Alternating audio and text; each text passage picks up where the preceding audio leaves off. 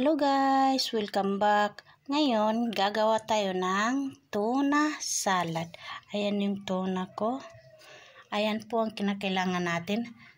Kamatis, carrots, green bell pepper, cucumber, at saka sibuyas.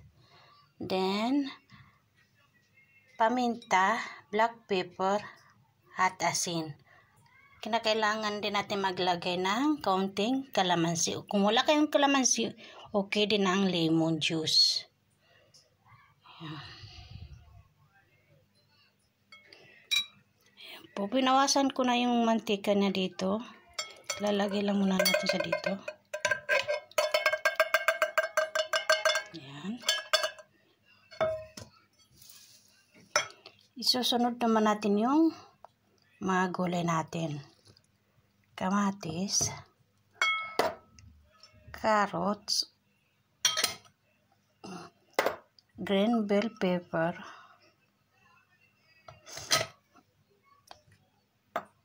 yung cucumber natin o kaya pipino, tapos ang sibuyas. Paghalo-halo lang natin sila ng ganyan. Make sure na paghalo natin sila.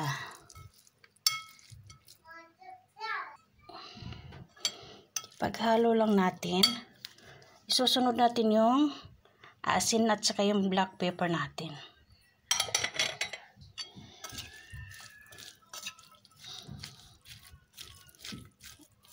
Yan, make sure na paghalo natin. Durugin muna natin yung tuna natin sa gulay.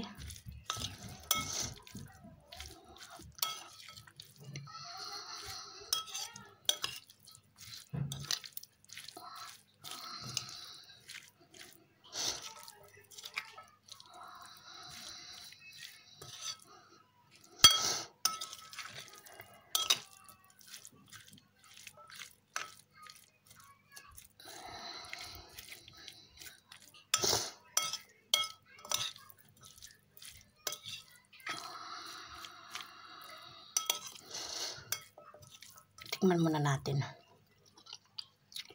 Okay na yung lasa niya. Maglagay muna tayo ng kalamansi. Konting kalamansi lang.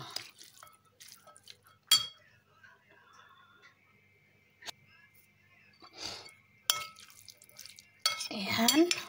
Tapos na ating tuna salad. Napaka-healthy siya at saka mura pa.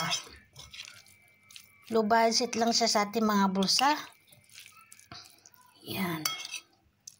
Pwede na tayong gumawa ng sandwich tuna. Ayan po.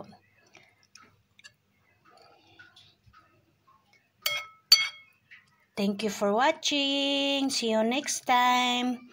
Don't forget, like, share, subscribe lang po para dumami tayo. Bye. See you next time.